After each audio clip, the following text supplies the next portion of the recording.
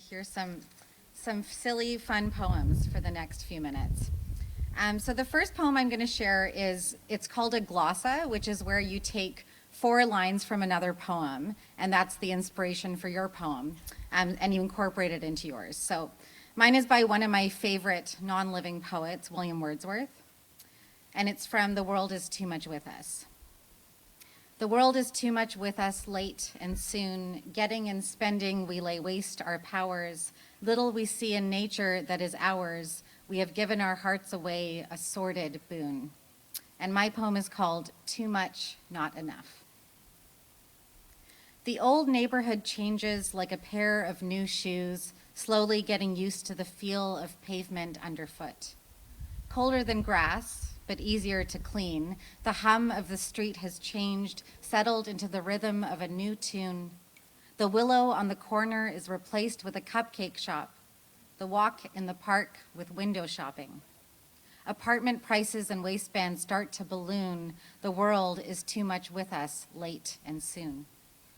Filled with more things to discover and need, like fresh jeans to protect from fresh air, new cars to fit in with new faces on the street. The colors are changing from green to beige, from songbird to car horn, and we drive for 10 minutes instead of walking for hours. Instead of planting gardens, we build ivory towers. Getting and spending, we lay waste our powers. The cupcakes cost more than we can afford, swell in our bellies like clouds.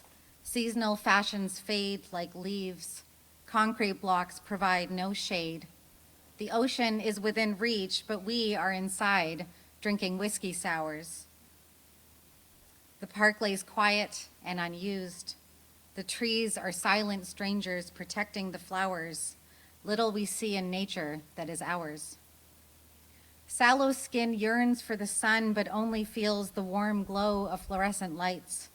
Under soft fabric, our hearts pound for something beyond the front door. A lake to fill the ache in our bellies. The wind whispers for us to leave our cocoon. But we worked hard for our things. We hunch over glowing screens to glimpse a full moon. We have given our hearts away, a sordid boon. This next poem is about, oh, thank you. Thank you very much.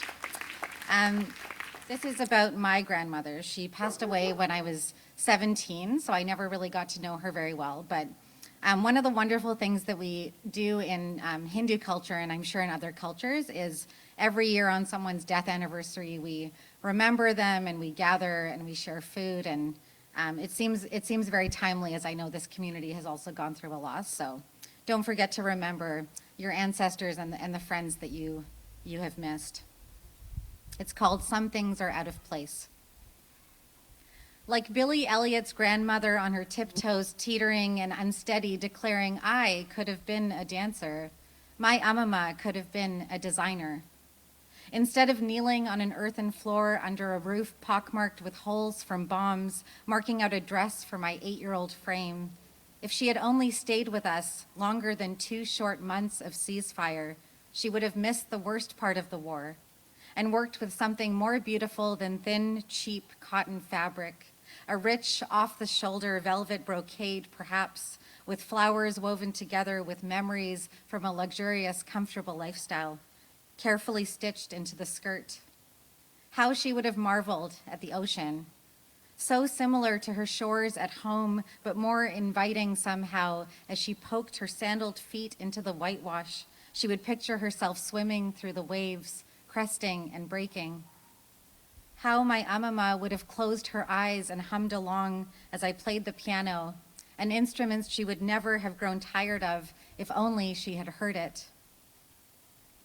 Buried her face into the lavender bushes growing in our backyard instead of into her hands, her eyes lighting up and casting out the dark at the sunrise on the top of the mountain behind our house, something she had only seen in photographs. When I say my amama could have been a designer, I mean that she could fill vases with roses, even though nothing grows during the war.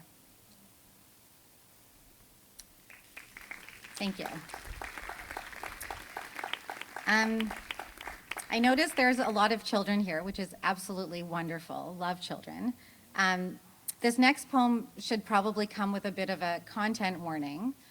It's about one of the many horrible things happening in America right now. And I think it's very telling that when I say that, you probably don't even know which horrible thing I'm talking about.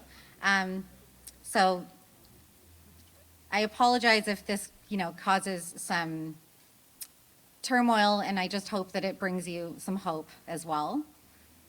It's a poem called Mathematics. Somewhere in America, another group of students' lives are torn apart by bullets, and somewhere in America, my sister is teaching math today. I wonder how she can possibly make the Pythagorean theorem drown out echoes of screams and gunshots today to students afraid they won't make it to their next class, for bodies feeling soft instead of bold inside their clothes today. My sister's class is a safe haven of snacks and books and hugs for students who can't afford more than the one outfit they wear to school each day. And she gets thank you letters from the parents. Thank you for the shirt on my son's back.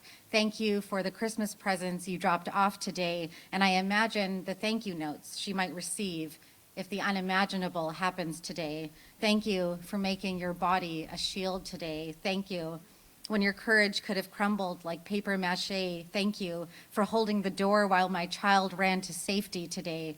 So what should today's math lesson be?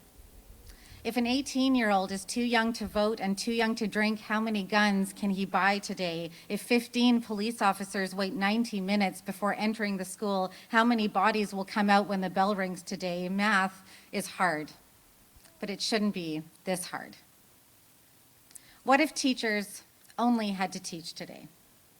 What if the worst thing that happens is Ryan passing out from fear at the scent of formaldehyde when dissecting a fetal pig in biology today?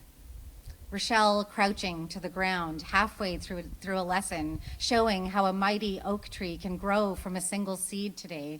And the worst call a parent receives is, "I'm so sorry to have to tell you this, but Stacy wet her pants in gym class today.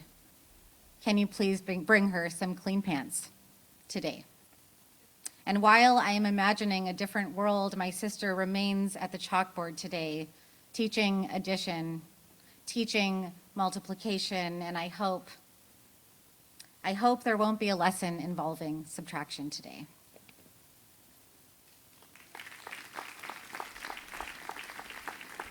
We're just going to continue with these good vibes rolling. The next poem is called Death of a Relationship as Experienced by a Plant.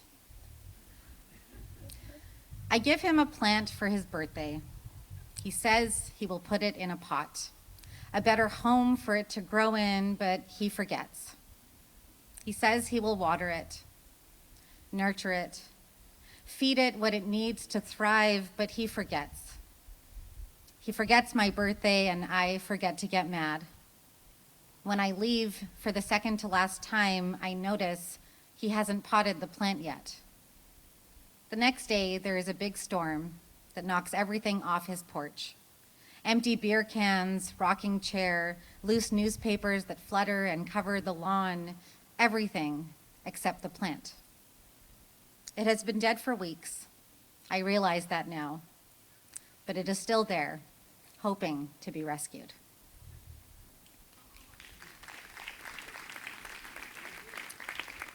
So this is another poem that seems very topical for this event because it's about salmon spawning. Who loves to watch the salmon spawn at Goldstream in the fall? It's one of my favorite things, but I can turn every poem into a poem about a relationship. So this is also about salmon, and it's called Life Cycle. On our fourth date, you tell me that some salmon don't die after spawning. The technical term for this is iteroparity, but the fish are more commonly known as repeat spawners. If that means they are willing to push against the current, return to a home that sounds and smells the same as the one that almost broke them, you could call me a repeat spawner. When I breathe my last effort into a dying relationship, A man with sunset eyes is always enough to bring me back to life for the next season. After spawning, most salmon change color, stop eating after returning to fresh water, and have no energy to make the trip home. I find this incredibly dramatic. Until I remember feeling cold tile on my cheek, certain my body would fall apart if I tried to peel it from my best friend's bathroom floor, her stern voice above me commanding, "You will get over this." We have arrived a few days too late for the salmon spawn. You take a photo of me standing at the edge of the river, unable to look away from the lonely, dying fish we have spotted. You send it to me with the caption, "At the salmon jump." And the thought that you can see the potential of a silvery spectacle in the fumes of a last gasp makes me believe in rebirth, in something sprouted from a whisper, in planting the seeds that might mature into a future season.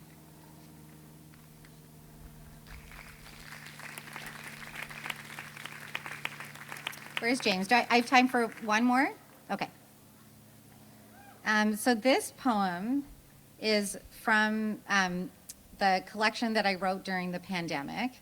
And remember, even if you don't like my poems, if you buy a book, it's for a good cause. Thank you. I see a lot of dogs here. Do we have cat lovers in the audience as well? I used to be a real cat hater. And this is a poem about a cat named Gordon.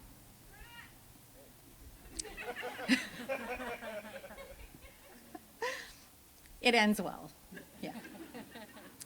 When we first met, I thought to myself, this man is perfect, and then I found out that you have a cat. A cat with the name of a grown man, Gordon. The only thing I don't like about you is that you have a cat, and the only thing he doesn't like about you is that you have a girl. Sometimes I wonder if you know we are separate beings. You call us the same pet name. You scratch us both behind our ears until it sends shivers down our spines. You give us an equal number of kisses. I know this because I keep track to make sure you are being fair. Gordon and I like many things about you, but your smile is what drew us in. It is the first thing I noticed. It warmed me to my core, like standing over a steam vent in the rain, like the first sips of tea on a chilly afternoon, like cozy slippers on a cement floor, like being full of my favorite soup. I assume Gordon describes it in a less poetic way. Gordon and I are both picky, and we find each other's quirks annoying. I only like water from the fridge when it has been mixed with tap water. Gordon will only drink water from a continuously running fountain made specifically for pretentious cats.